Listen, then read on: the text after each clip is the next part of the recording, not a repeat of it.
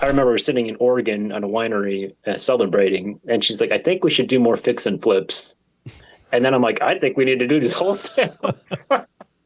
We didn't double check our phone number one time. And so we spent $10,000, no calls. Oh, And I read the postcard that and it was hurts. the wrong number. It's tough. I find that the more you do to a flip, like the nicer you do, the pickier the buyer. And they just toss everything at you and then it takes forever. It's an interesting time for real estate investing. There's always a way to make money. You just got to make sure you're doing it right.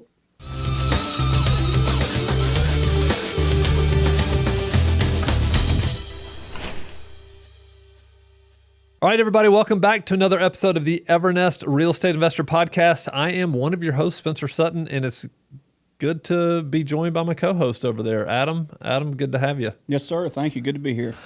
All right, we're coming back from a long weekend, so we're rested and ready, but we have got a special guest on the podcast today, an investor from Lincoln, Nebraska, George Shada with G&R Investment Group. George, welcome to the show, man. Thank you. Thanks, guys. All right. Listen, I'm going to read just a little bit about your background, and some of this may be a little bit outdated, George, but that's okay. But just, you can correct me if I'm wrong. But which was interesting because you and I met at a Investor Fuel mastermind in Dallas. We actually walked to dinner together and had dinner with a big group of investors, and then we didn't get to catch up in San Diego, but I'm glad we're catching up today. But I found out just this last Investor Fuel that you were an author. I didn't even know that, but you're an author. Oh, yeah. You've written a couple of books. You're a real estate investor. Again, like I mentioned in Lincoln, Nebraska. And you do a really broad mix of things. According to this, you do some wholesaling, you do wholetailing, you do fix and flips, and then you also buy and hold properties. Yeah. That's a lot. Did I get all that right? Yeah, that is correct. Well, good deal. Well, welcome to the show. And George, let's just dive right in. I'd love to hear how you got involved in investing, especially out there in Lincoln, Nebraska. I've only been to Lincoln once for a wedding, and that was probably 25 years ago, but would love to hear just kind of your origin story. How did you get into real estate investing? Sure. Well, I got into it in a lot of kind of probably similar to a lot of other people, but one day when I was working at Verizon Wireless as a salesperson, I read the book Rich Dad, Poor Dad. So you'll hear that probably from everybody. I don't know if I've interviewed anybody that hasn't mentioned that Yeah. book. That's incredible. Well, yeah, no. So I read it and then read it a couple times, and then I'm like, well, this makes some sense. And then there was one of those traveling info type deals where you sign up for free and then they have like a seminar. yeah, exactly. Kind of like a seminar thing. But anyway, we signed up for the free one, we signed up for the $500 one, and then we signed up for the $25,000 one. And so I was pretty caught into it, especially back in those days. They didn't have that kind of money. What year were we talking about? This was 2014. Okay. So then we took the course and it really didn't teach much, but I was on the hook for 25,000. So me and some guys, we went together, pulled our money and bought a house. And at the same time period, my wife, she was listening to some podcasts and she heard about wholesaling. And so she was starting to wholesale something on her own. And me and 5 friends flipped a house, and it took us 6 months. and during this time period, she wholesaled, and they closed on exactly the same day, Wow. which was crazy. And they both made $2,000. And I spent a lot of time. We're talking like thousands of hours on this house, plus my friends. And she's like, I remember sitting in Oregon on a winery celebrating, and she's like, I think we should do more fix and flips. And then I'm like, I think we need to do this wholesale. So we became wholesalers. We were wholesalers for about 8 years. Oh, no, I guess it'd be 6 years. And then we started to do some flips because really at 2020 or 2019, 2020, it was really getting hot and it was pretty easy to flip houses. And that continued probably till 2022, where it was just really easy. Now it's harder, but we still primarily fix and flip. So, So thinking about the wholesaling thing, I love the fact that y'all went out and celebrated, even though you spent thousands of hours to make $2,000 on a flip. But it really probably yeah. was more of a confirmation that, hey, we can do Hmm. this. Like this is something we can do. Now, were you working a W-2 job at this time when you were, in 2014 when you bought this first house? Oh yeah, yeah, for sure. We were both working W-2 jobs. And then I was working 60 hours a week, probably 50 to 60 as a manager. And then I would spend my nights and weekends. Well, I worked all the time, but basically I'd spend nights working in the house. And so it was just constant work. Hmm. But I was learning a lot of stuff, learning about the trade. And then it was really a confirmation that it could work. So, What do you think the biggest lessons were that you learned on that first deal that took you 6 months? well, I learned that I'm not the person who should be fixing these. Why is that? uh, Was it just taking you too long or what? Yeah, it's taken me too long. I don't have the skill sets really. Like my dad is super, super handy. My brother's pretty handy. A lot of my friends are handy. I am very slow. And so it's better to have somebody who's better at it do it than myself. So that's actually a blessing because otherwise I probably would be a lot further behind than I am now.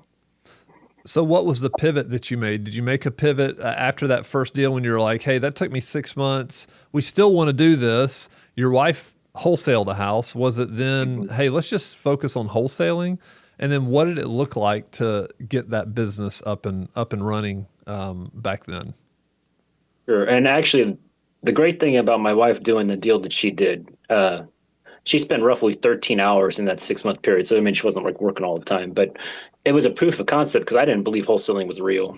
Like it seemed like one of those internet things where people just talk about it, and it just seemed too good to be true. So when she actually wholesaled something, I was like, oh my gosh. Especially when she made as much as I did, which was minimal. But the fact that she made as much as me, and I'm like, this doesn't make sense. So I'm like, I need to try it. And how it worked, we didn't market. We went and looked at MLS listings. Well, I did specifically, and then I wrote out abandoned signs and stuck them around. I went through over 100 houses before I found my first deal. Mm. 6 months myself, and so that was crazy. But I learned a lot about what houses look like and how to buy them, and so that was also a pretty good experience. Like, what do you mean when you said you went through 100 houses? Do you mean you looked at 100 houses, made offers on 100 houses? What does looking Mhm. at 100 mean? Oh yeah, I walked them, and then I made offers on almost all of them. Like basically, I made, and again, you have to understand, I was learning. I took half of what the Zillow was, and that was my offer, in essence. And so, um, there were a couple of them that were pretty interested in like seller financing, and thank goodness I didn't do them because they're way, way, way too much. I wouldn't know what to do. But eventually, I got a little bit better, and I was studying wholesaling and I was studying sales. Like I've always studied sales, uh, and I really like sales, and so I was just getting a little better at that. And so then from looking at all these houses, I learned how to comp, and eventually we were able to get a couple of deals. So we did four the first year, This was in and then we is this 2014 or 15? this is 2015, yeah. Okay. And Yeah. so basically in June 2015 is when our house is sold, and I didn't get another contract really until November. So I guess it was 5 months basically. Um, and then I got three more that year. Then the next year we did like I want to say 30, and then it's kind of progressed from there. So, George, it's funny how I started out wholesaling too in the Birmingham market. Our stories are pretty similar, and you're probably the same way. But I mean, I handwriting bandit signs, looked at a ton of houses before, and I can look back now. I don't know if you can, but those 100 houses you looked at, could you think back now and be like, man, some of those were deals, and I just didn't know what I was doing? Because I remember looking at some of these deals, and like you said, you didn't know what you were doing, and now looking back, I'm like, man, I could have now knowing what I know now, or the buyers that I had now, I could have made some money on those. oh yeah, for sure. Especially back in those days where prices, like almost anything, you could have bought anything back then Yeah, yeah. if you would have just held it until now still. It's crazy just how much ARVs have gone up, you know. Yeah, So that's essentially it sounds like that time period for y'all, like 15, 16, 17, 18 or whatever, was very much like 2004 and 5 and 6 for us. We could buy anything. Like I bought a 10 package of houses for $100,000. I bought 10 houses, and they were just junk on the western part of town. But I was selling these houses for like 30 grand. Yeah, I was making like- 20K a pop on them. yeah, I was just like yeah. I was just wholesaling, because you essentially could do anything.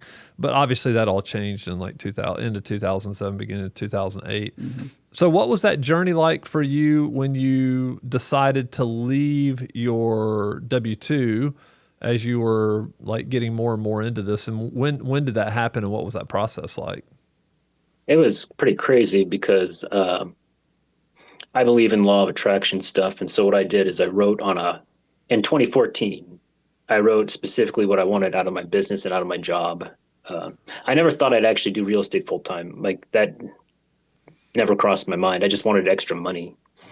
And so we started to make more money in wholesaling. And basically, 2016, I was making more money with wholesaling than I was at Verizon and as a manager. So what I did, and the manager's a lot of stress and stuff like that. And you get that like a salesperson can basically just sell and there's no stress there. As long as you don't take it personally, you know. A manager, you're in charge of everybody and you have to hit these numbers. And so I'm like, this stress, considering I'm making less money, I can't do this.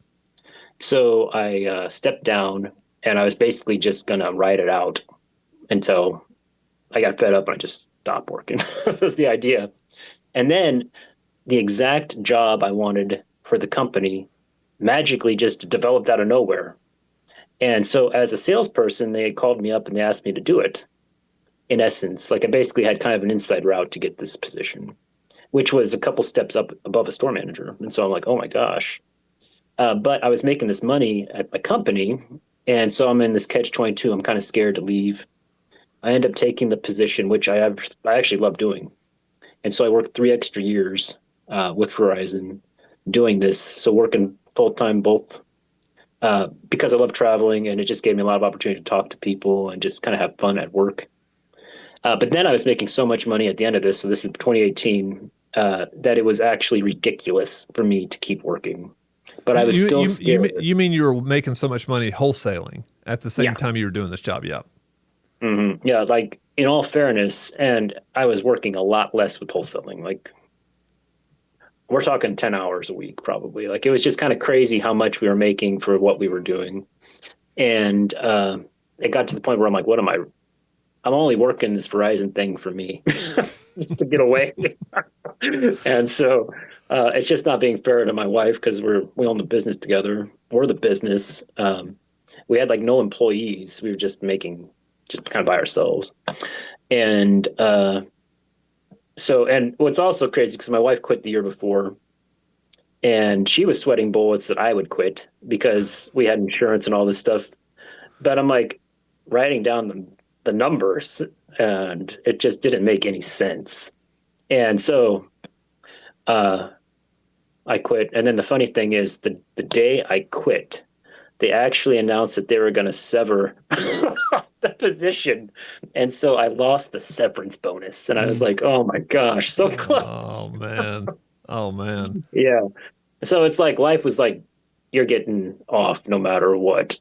That's right. It's basically, I was being pushed. And it's so funny if you look at the way things unfold. You can be scared of stuff, but if it's meant to be, I think you'll eventually get pushed into it. Like you just got to kind of accept some risks in life. So talk a little bit about, because you mentioned that you started off with just like bandit signs, but how did because you got better and better and better at this, and you were making more and more, you were doing more and more deals, making more and more money. How did your marketing for deals develop over the course of those 5 years, 4 or 5 years? Did you just do bandit signs the whole time? No, and we stopped doing bandit signs a while ago, even though I think bandit signs still work, and I'm sure we should still do them, but they're just kind of a pain. But no, what was happening is we were doing well, okay, I study stuff. Like I really like learning the trade. And so I read the books and then I have coaches and everything. People are doing a lot of direct mail. And so we were also handwriting letters because we were cheap, especially when we were going because we had no money. But eventually, as you make money, you start to advertise. And so we were doing some direct mail. And then we did a lot of mail, especially for what we were spending. Um, but we made some seriously huge mistakes when we started. Like we didn't double check our phone number one time, and so we spent $10,000, no calls. Oh, And I read the postcard, That and it was hurts. the wrong number, it's tough. and I was like, "Oh no!" Like heartbreaking stuff. And so I The realized we good news needed about to those do that. mistakes is you only make them once. Yeah, yeah. Yeah, that's 100% true, and that's the stuff where, yeah, just stupid stuff. But that's how you learn. And so we started to do more finessing, and direct mail is how we did most of it for a long time. So is that still your main strategy, or are you cold calling, or kind of what's your? And the reason I ask is because here in the Birmingham market, it's you may have seen some of the same kind of thing. Like in 2022, SMS marketing worked great for me, right? Like I was getting a ton of deals off text message marketing and voicemail drops, and then it just shut down because of all the policies and everything they came out with about texting. And then direct mail has always kind of been tried and true, whether it's a good response rate or not. You're always going to get usually calls off of direct mail, and usually cold calling works. But this year, I mean, I've talked to 10 or 15 people in my market, and it's just kind of dropped off. And I think because it's so competitive, people have moved into the market, and it's just oversaturated. Everybody you call is like, hey, you're the 10th person today that's called me. So all that to say, is your market like that saturated, or are you just doing direct mail? What are you doing now, and is it just one thing, I guess? Well, basically, we don't do direct mail right now. We used to. We did a lot. We actually were doing it all in house, and thank God we stopped because it's just a hassle. But I we all do internet marketing is how we get our leads. I Mm-hmm. don't cold call. We get a lot of referrals, which is great, and then I've been working with a lot of wholesalers too. But yeah, we basically do mostly inbound internet leads. So Okay. So is Is that Google, like Google Ads? Is that what you're saying, or is that yeah, like we do.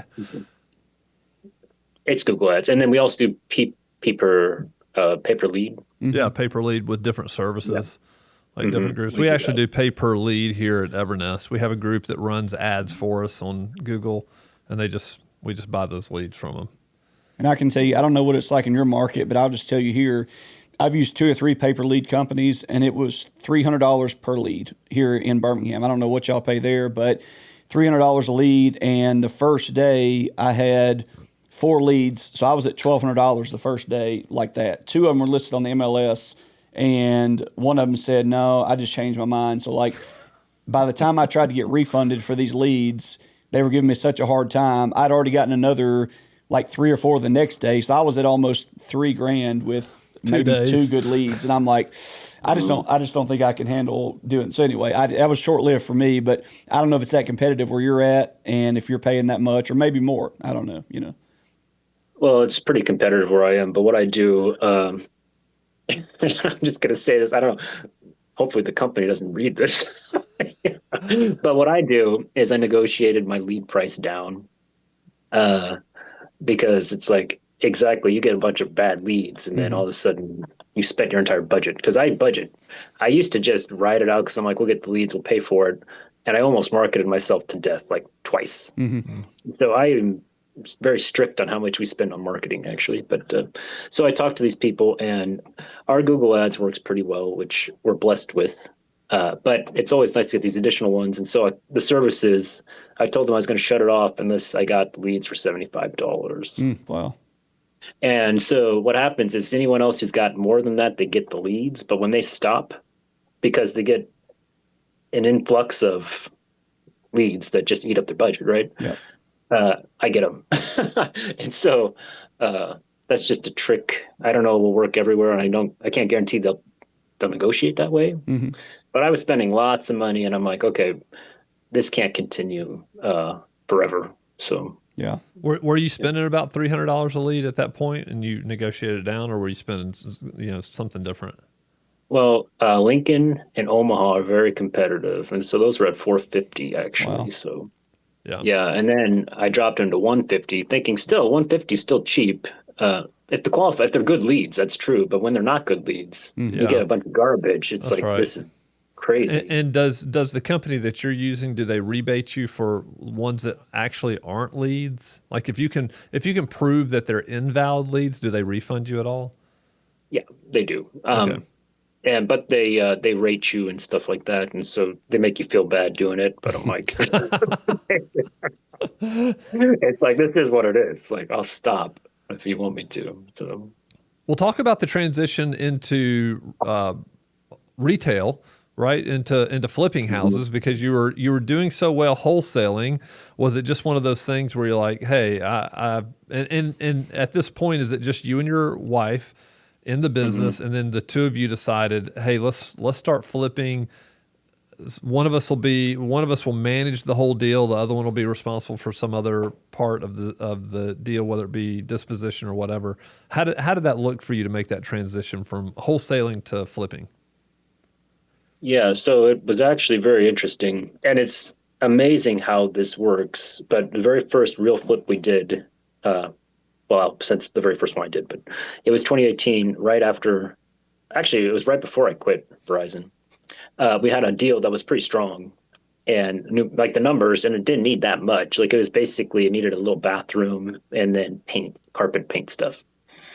I'm like, we should flip this, and she was scared, but because it was just going to be us. And I'm like, it's pretty small. I've got a friend who will do it, and so we bit the bullet. We brought it down ourselves with hard money, and we were like walking on eggshells, so terrified because it was his payment was like $2,000 a month, and we're like, oh my gosh, And then you're putting all this stuff into it. You're like, will it sell? And the flip took 30 days, and we sold it in like 2 weeks, and we made quite a bit of money. And so it was pretty sweet. But that whole time, we were just so scared, like because we got this one flip payment. Fast forward, I think basically 2022, so 5 years later, we're doing 100, and we did 107 flips that year. We were doing 20 at a time, Wow. and the amount of money that we're spending is just crazy every month. And it's like, how did it get to that? I don't know. It's just something that snowballs, and then you see the deals, and you're like, well, we can do both of these, and then you start to hire some people, and they stay, and then the team builds up. Uh, that's how we did it. So did you look at, because the reason I ask, I kind of, and I'm sure y'all do the same thing. I cherry pick the flips I want to do now because, if it's something I don't want to do, I'll buy it and resell it or wholesale it or whatever. But, it's every time I do a flip, I'm like, I'm never doing this again, ever. So I could only imagine, even if it goes great, right? I just did one a few months ago. It's the first time ever in my life I've stayed on budget. Like literally, I didn't go over budget this one time. But all that to say, did you look at what you could have made if you had wholesaled all these houses versus flipping? And like, what is kind of your threshold? Because like for me, if I can make $20,000 on a deal and never touch it and just get rid of it in 20 days versus making 30 to 35, I'm going to wholesale it all day long. But if you're talking about, well, I can make 30 on this if I wholesale it or 20, but I can make 60 if I flip it. Like, do y'all kind of go through that now, or are you mainly just flipping because you like to see the rehab and all that kind of stuff? I don't like the rehab. Okay. So yeah, that's not it. So it was basically there's numbers, and this is really interesting because the business is actually in a situation where I'm about to shift gears and go back to wholesaling. I think at least more. I want to switch it to the dynamic a little bit because houses are just not moving like they did. Mm-hmm.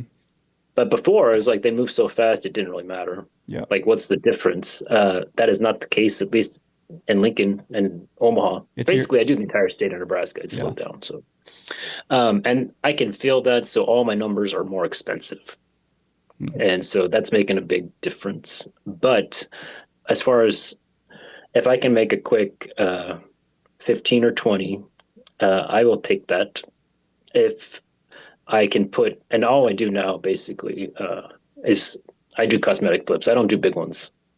Like if it's a big flip, I will do enough where someone else will buy it. Like if that makes any kind of sense. Like Hmm. basically I sell to investors because I find that the more you do to a flip, like the nicer you do, the pickier the buyer, and they just toss everything at you, and then it takes forever.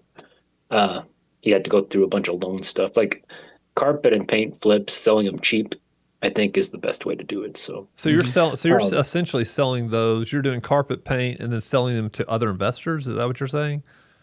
no, but what I'm saying is, like, if a You're carpet and paint is someone who I don't care who buys it, but I just basically don't. I don't do anything. I don't do any. I don't move rooms. I don't add things in.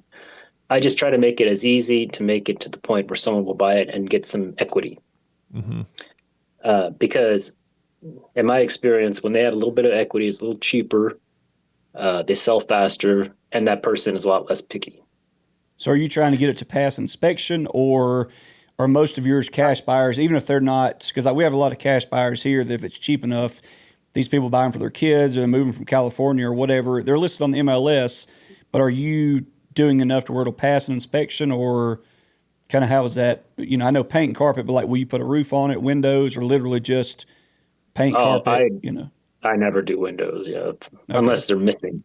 Yeah, yeah. Well, kind of have to there. But no, the roof I will do if it's absolutely necessary, and it's beginning to be more and more necessary. Hmm. Yeah, like they still pass inspections for the most part. It's all in the house, but if it's a really big house that needs all kinds of work, I just don't do it. Hmm. It just takes too long. It's too expensive. So. Yeah. So what is your talk about your business now? So you came up wholesaling. Of course, you started flipping because hey, the market is looking really really good. It's easy. Now we all know. I mean, just what's happening in Lincoln's happening in Birmingham and all over the country. It's just slowing down. Buyers, like you mentioned, buyers, especially retail buyers, are a lot more picky. We've talked about that on this Hmm. podcast, how buyers are now, they want a new roof, they want HVAC, they want all this stuff done. Yep. So they are becoming more and more picky. What does your business look like now? Because you also hold some rentals. So how did you decide to hold rentals and become a landlord? Uh, well, I love creative financing stuff, and so that's how I first started adding properties. Was basically seller carrybacks and subject to, and I still do those. And I love selling my basically lease optioning my properties so that way they're responsible for everything and I don't have to do much. But the creative side is really what goes. And then if I have a lot of extra money, I'll buy a couple houses just to put the cash into them. Uh, Also use that for tax write-offs and such. Hmm. So it just makes a lot of sense to have something to put money into. Talk about subject to. I know that's kind of always been a hot thing. I've never done a subject to. Have you ever done a subject to? I've got 3 or 4 right now. I've done. I had 2 pay off last year. I feel I got 2 left, I think. So talk about your subject to deals. I mean, these are just essentially, if I'm correct, you're just taking the existing mortgage. Somebody needs to get out of the house. You're just taking over the existing mortgage and then renting it yourself or doing something else with it. Yeah, in essence, this is what it is. So basically, you buy it just like a regular transaction. This is how I do them, and I'm not a lawyer, so yeah, Sure. this is uh, take this with a grain of salt. This is how I basically taught myself how to do them. But you take a property, you buy it, and then when the title company, we use title companies in Nebraska, they don't pay the loan off. So everything goes through except they don't pay off the loan. And you let the person basically I do it so that the person that I'm buying the house from can see we just do it all online and they have access to it to make sure everything's getting paid. And we set up a time frame, so basically 5 years. It's the mortgage could stay in place for 5 years, and it's mine until then. I take care of it, and it's automatically paid. The I've been using subject twos a lot for flips as well because you could just take over the mortgage. You don't have to pay anything, and you keep usually a pretty low interest rate. And I Hmm. find that really easy. And it's also super easy to say. It's like, look, I just need it for 6 to 12 months. I'll fix it up and then I'll pay it off. Right. That's a cool way. If you don't have a lot of money to buy a house That's a good that way to needs do work, it. yeah. How do you convince a seller that a subject to is a good idea for them?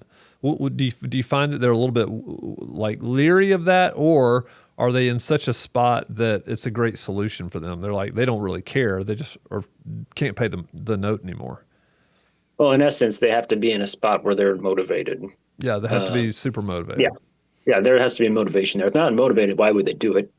Um, or another thing is like if they've already got the house that they're moving into, like then it doesn't really matter. But if they need to buy a house and the bank needs them to sell a house, it's not going to work. Correct. So like they need to have a spot they can move before it will work. And so I make sure that that is something that's possible.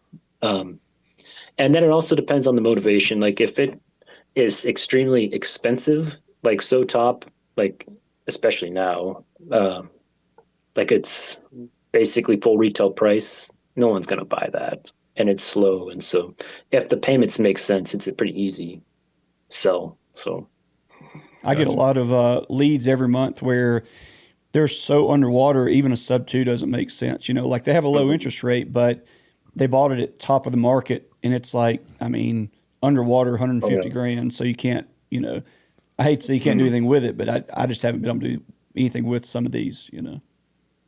No, and I agree. That's absolutely happening. It's actually a really crazy time right now, and you probably mentioned this on the podcast, where buyers want more than the houses are worth. Uh, or no, sellers want more than the house is worth. Buyers want to pay a lot less, Hmm. and so it's really kind of a interesting situation because everyone still thinks their house is worth a Yep. lot of money. Yeah, And that's the challenge of this market is you've got to it's almost like we're in this period of unrealistic expectations and we're waiting for the sellers to understand there's a new reality out there. And yeah, their house is not worth what they thought it was or what, you know, Yeah. just because somebody told them it was worth this, it doesn't mean they're going to be able to sell it. I'm seeing more and more like discounts on properties that are on oh yeah, MLS.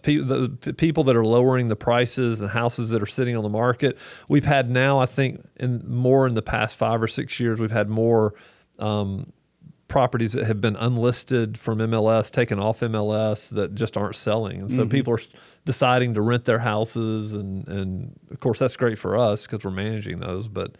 It's definitely a strange market because sellers still, I think, to some degree, have a little bit of unrealistic expectations. Well, on the same note, but on the opposite side, not only that, but buyers are still waiting on interest rates to come back down to where they were. So it's like you've oh got yeah, sellers like you're saying the same thing. Sellers that are wanting top dollar like 2022, and then hmm buyers that are wanting interest rates like 2022.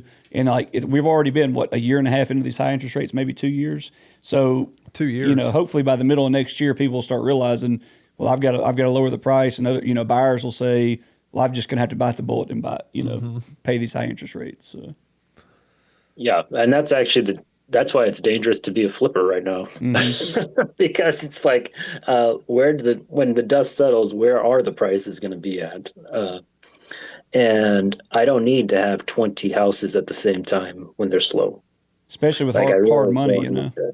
Yeah, like, and this is one of those things that it's funny. It took me so long. Like, I just had the expectations as well that, eventually people are going to start buying and need to be ready. Like, I geared up really strong for summer, and the summer season, I just didn't really feel it this year, which is interesting. So, it's an interesting time for real estate investing.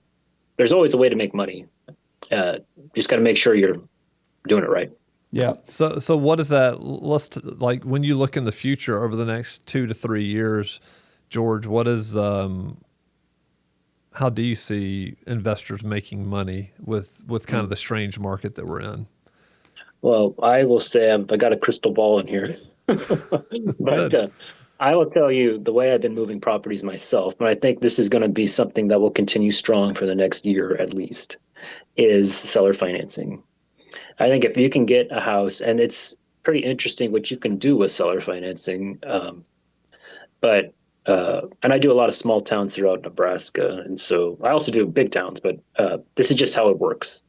You buy a house, and imagine if I took this house and did my carpet and paint, made it look livable and everything. And I'm going to use numbers that aren't going to make a lot of sense, but just for mathematics, it's $100,000 house, and I'm into it, and I sell it on the MLS, and I'd make, like, let's just say, because I'd have to take some discounts because it's not moving, the small town slow, and I end up selling it. I make $5,000, just cutting it down and moving, right? Or I could take this house and then I get the person to do some kind of a land contract. I put the price at 110, or let's just say 120, but the interest rate's pretty high. In fact, it's in essence, I'm making $200-300 a month on what my payments are, and they put down $10,000 to $20,000. So you make more money. You make it so that way they can get their house, and actually, in a lot of ways, sometimes it can be cheaper than what they buy it for. And you've also got an asset, and it's bringing you cash flow. And you're not the And then- landlord. Exactly, and you're not responsible for anything. You're the bank, and you do these transactions. I'm finding that I'm making just as much when I do it this way than I would if I sell the house normal. And I think that especially if you're in a position where you can hold on to properties and do it, there's always going to be a pool of people who want houses that can't afford it with the bank, or they don't have the credit, or whatever that is. And those people right now really want houses. So, Well, how are you finding those people? okay, so this is something that we do. We do a lot of Facebook marketing directly, that says it's like seller financing in place. And actually, you don't even need to do that, because these people who are looking for houses always ask when you put the stuff on Facebook if you'd be open to financing. Like, we were getting so many people asking for it, and I'm finally like, well, what are you going to give? And then I found that because I actually have a hard time, and this is something that is a preconceived notion. I'm like, how many people out there have $10,000 or $20,000 that they can give for a payment? I'm like, no one's going to do that, especially in like these small towns.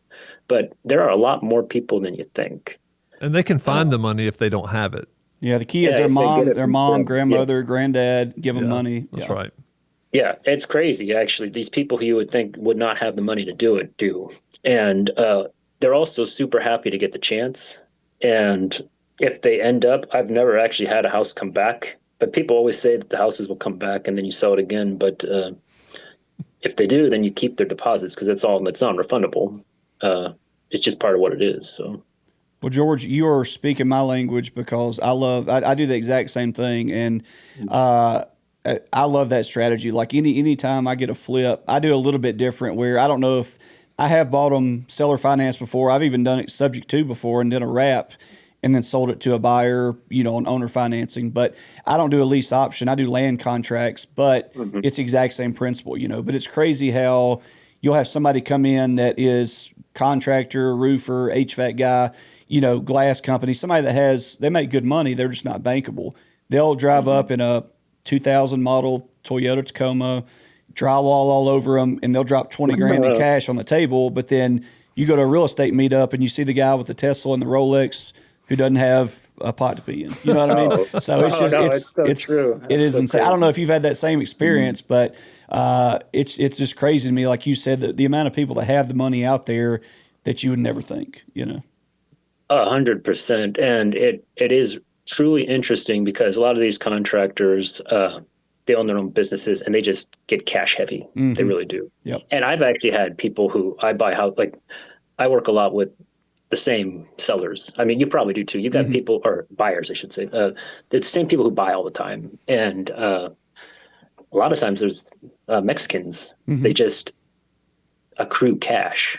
Yep. And they just want to buy houses with it, and they want to pay with cash. I'm like, you can't.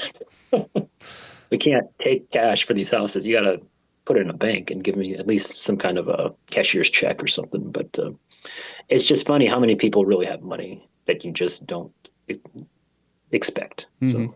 And I think what you found out too, I know when Adam's been doing it, he hasn't fixed the house up so much because he's given them equity in the house. Essentially, you're letting them fix it up. They're going in there and doing the paint and the carpet and everything, and they're kind of getting their own equity in the property just through sweat equity, I guess. Yeah, and I know you mentioned George.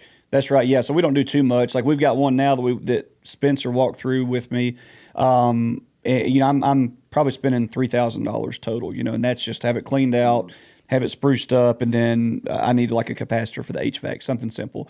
But anyway, other than that, that's about the most. I usually spend maybe $1,000 on each house if I do anything to it, just because, like you said, they're willing to move in there and do the work. But I typically sell it for not retail price. Let's say if it's selling for 150 in this neighborhood, I might sell it for 110.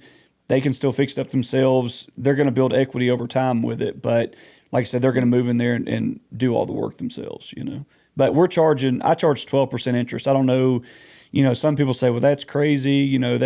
I know people that are charging 14. I know people that are charging 8. A majority of the investors here charge 12%. So that's kind of what I landed on, I do it. And I have no idea if I invented this.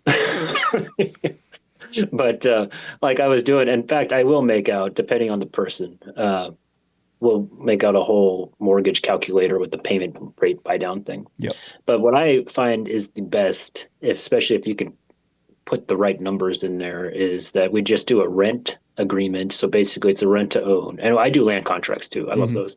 But it's a rent to own, and you sell it with enough equity in there that the payment, and then you subtract like $50 to $100 a month on the balance.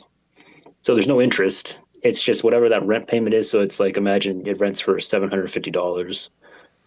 700 of it is mine, and 50 goes to principal, which is very similar to what a bank does. Like if you look at what your, amortization schedule is.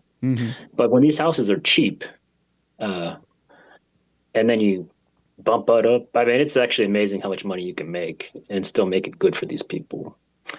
Another thing that's interesting is a lot of these contractors who buy them this way, they want to pay them off fast. And so like the hold times are actually pretty small, in my experience. So, which can be good or bad. Like it's not really good if you want to keep a bunch of rentals, but it's great if you want money. Yeah, if you want the cash, it's great. But I know, like we got some friends that do it, and Brian's always complaining to me because he's like, he doesn't want them to pay it off in 2 years, 3 years. He wants to collect that interest. Yep. Yeah. I mean, but unfortunately, they're coming and they're like, hey, we're ready to pay this whole thing off. We got the cash. Good for them if they do. I just, it breaks my heart. And last year, my two of my best houses got paid off, and I was like, man, this just sucks. But good for them, because I'm glad they paid it off early and saved on interest. But it is what it is. And I'm not going to complain about cash. That's a very first world problem. But that's right. No, that is. It's so true. And then, sometimes I have landlords who I work with, and they want financing themselves. And so I will basically land contract it to them. And so they make rents and they get equity. I get paid. And then they refinance a bunch of them at the same time.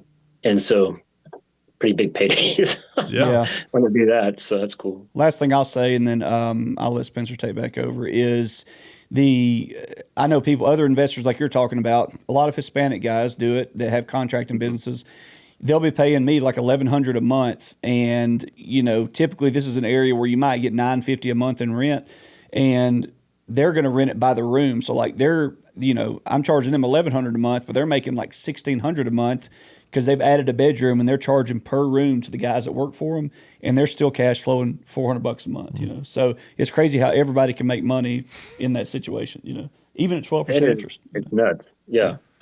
Like, in all fairness, like it depends on how expensive it is, but 12% interest, I mean, at the right price, is still a pretty affordable house payment. Yeah, we're not talking about $400,000 houses. Yeah, exactly. We're talking about That's typically 100,000, maybe a little under. 80 to 90,000, something like that.